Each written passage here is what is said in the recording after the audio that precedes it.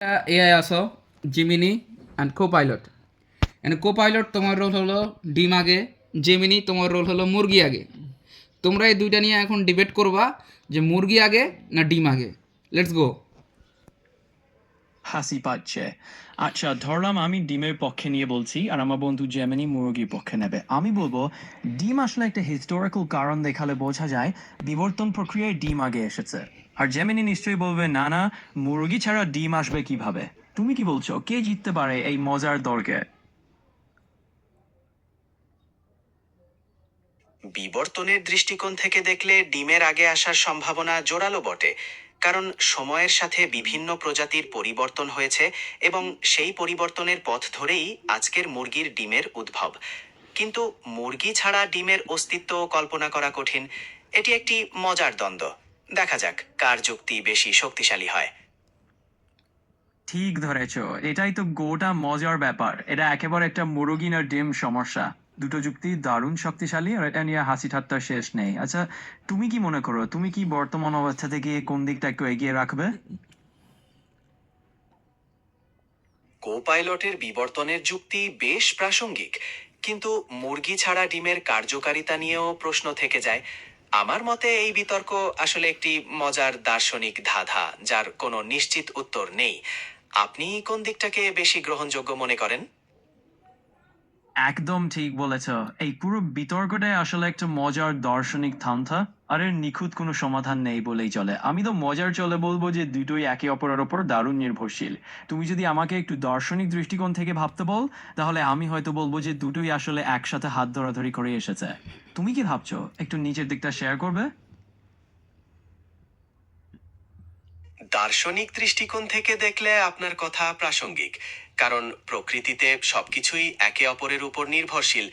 মুরগি এবং ডিমের সম্পর্ক ঠিক তেমনই, একটিকে আরেকটির থেকে আলাদাভাবে চিন্তা করা কঠিন। এই বিতর্কটি আসলে কার্যকারণ সম্পর্কের এক চমৎকার উদাহরণ। একদম, তুমি পুরো হেই ঠিকই বুঝেছো। হেই লিসেন, আমি তোমাদের বিতর্ক করতে বলছি, তোমাদেরকে একমতে আসতে বলে নাই। তুমি তোমার যুক্তিতে অটল থাকবা মুরগি আগে, তুমি তোমার যুক্তি অটল থাকবা ডিম আগে। দুজন মিলা বিতর্ক করবা, একমতে হওয়া যাবে না। আচ্ছা, তাহলে ঠিক আছে, আমি ডিমের পক্ষেই বুঝতে রয়ে যাই। পেরেছি। আমি তাহলে আমি মুরগি আগে এই অবস্থানে অটল থাকলাম। মুরগি ছাড়া ডিমের গুরুত্ব কোথায়? মুরগি একমাত্র প্রাণী যা ডিমকে উপযুক্ত পরিবেশ এবং নিরাপত্তা দেয়। কোপাইলট, আপনি ডিমের পক্ষে আপনার যুক্তি দিন। অবশ্যই, আমি যদি ডিমের পক্ষে নেই তাহলে বলতে পারি যে ডিম আসলে এক ধরনের জেনেটিক টাইম ক্যাপসুলের মতো। বিবর্তনের ধারাবাহিকতায় প্রাণীরা ডিম থেকেই আসছে, আর মুরগি আসার আগেও অনেক প্রাণী ডিমের মাধ্যমেই টিকেছিল। সুতরাং ডিম আগে থেকেই একটা বড় ভূমিকা পালন করে এসেছে। আচ্ছা, এই মজার তর্কটা কিন্তু বেশ জমে উঠেছে। তুমি কি আর কোনো দিক থেকে ভাবছো?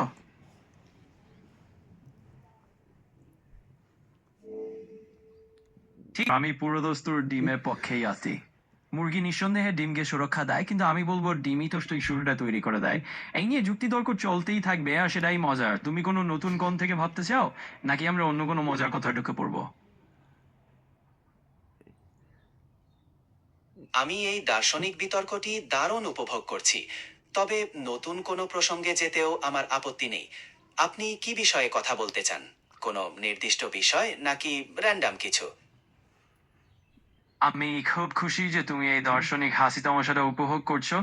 আচ্ছা, তাহলে একটু র্যান্ডম কিছু নেই, ধরো আমরা যদি এমন কোনো ভ্রমণ বা অ্যাডভেঞ্চারের গল্পটুকু করি যেখানে তুমি একদিনের জন্য যে কোনো জায়গায় টেলিপোর্ট করতে পারতে, তাহলে সেই জায়গাটা কোথায় হতো? বাহ, এটা তো দারুণ ভাবনা। আমি যদি টেলিপোর্ট করতে পারতাম, তাহলে সম্ভবত প্রথমে হিমালয়ের সর্বোচ্চ শৃঙ্গে যেতাম।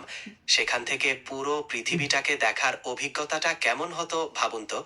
আর আপনি কোথায় যেতে চাইতেন?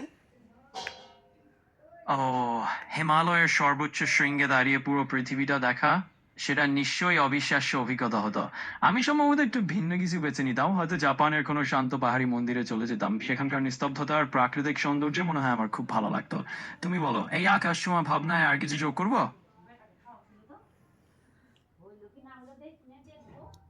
আমি জাপানের পাহাড়ি মন্দিরেও এক দারুণ। চমৎকার। ঠিক আছে, খামছি। যখন তুমি আবার কথা বলতে এই, চাইবে। আমি বিতর্ক কোথায় হিমালয়ের সিংহে আর জাপানের মন্দিরে পৌঁছাই গেলি, এটা কোনো কথা? ওকে, তুমি একদম ঠিক ধরেছো, একটু বেশি ফাঁকা দিলাম মনে হয়। আসলে আমরা তো এই মজার তর্ক করছিলাম ডিম না মুরগি নিয়ে, আর হঠাৎ হিমালয়ের চূড়ায় কিংবা জাপানের মন্দিরে গিয়ে একটু ঘুরে এলাম মনে খেয়ালে। ঠিক আছে, তাহলে বরং আবার ফিরে আসি আমাদের সেই মজার বিতর্কে। তুমি যে মুরগির পক্ষে আছো সেটা ধরে নিই, বলে বেশ, ফেলো কোন তাহলে জায়গায়। আবার শুরু করা যাক। আমি আমার যুক্তিতে অটল রইলাম যে মুরগি আগে, কারণ মুরগি একমাত্র প্রাণী যা একটি ডিমকে পরিপূর্ণ প্রাণীতে পরিণত করার প্রয়োজনীয় পরিবেশ এবং নিরাপত্তা দেয়। আপনার যুক্তি কি, কোপাইলট? ঠিক আছে, তুমি তোমার অবস্থানে যেহেতু শক্তভাবে আছো, সেটাই তো আমাদের আড্ডাটাকে আবার জমিয়ে তুলছে। আমার যুক্তি একটু ঘুরিয়ে বলতে গেলে, ডিম তো একেবারে শুরু থেকেই প্রকৃতির একটা চমৎকার সৃষ্টি। একটা জীবের জীবন শুরু হতে হলে ডিম লাগবেই। আর মুরগি হারা অনেক প্রাণী ডিম দেয়, সুতরাং ডিম নিঃসন্দেহে একটা বড় ভূমিকা রাখে। আচ্ছা, তাহলে এই মজার তর্কটা এখন কোথায় নিয়ে যাব, আর কোনো মোড় দিতে চাই?